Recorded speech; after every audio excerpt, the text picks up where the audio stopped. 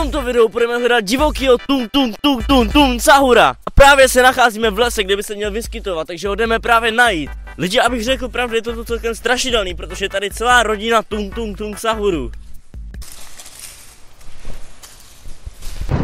Kámo, ty tady straší, kámo. Lidi, toto už není žádná sranda, tyjo, teďka se cítím celkem ohroženě. Měl bych si určitě vybrat nějakou zbraň, tyjo. Lidi, právě tady mám tuto zbraň, abych se obránil proti tung sahurovi, takže jdeme ho teda hledat, tyjo. Lidi, vidíte to, tam je tung sahur, tyjo. Počkej, nesmíme ho vyplašit. Musíme jít hlavně potichu. Má svoji zbraň, takže bacha na mě. Lidi, běžíme, pojď. Ty kámo.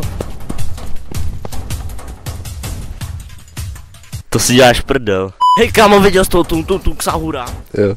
Lidi, já si bojím, že na mě tady vybav nějaký tralala, protože tady je blízko potok, takže bacha, tady nejsou nějaký fajtéku tung sahura tralala. Já si myslím, že bychom měli jít směrem tam, protože tam tung sahur utíkal a my ho chceme dneska chytit, aby jsme si s něho mohli vzít tu baseballovou pálku a zatopit si s ním, protože to pivo je drahý. Tyjo, co když se bojíš, že jsem policajt, kámo? Já se na to normálně sundám bundu. A lidi, co to mám na sebe? Wow, pivat, kámo. Nový merch, brzo v prodeji. No dobře, už mi je zase zima, tak já si to zase vezmu. Takže lidi, jdeme dál. Nic tady není. Kámo, slyšel jsi to? Tady si někdo prdnul. Kámo, tung sahur tady prdí. To je neskutečný. Ty kráso, fuj, to smrdí, lidi. Tung sahure, seš tady? Tung sahur.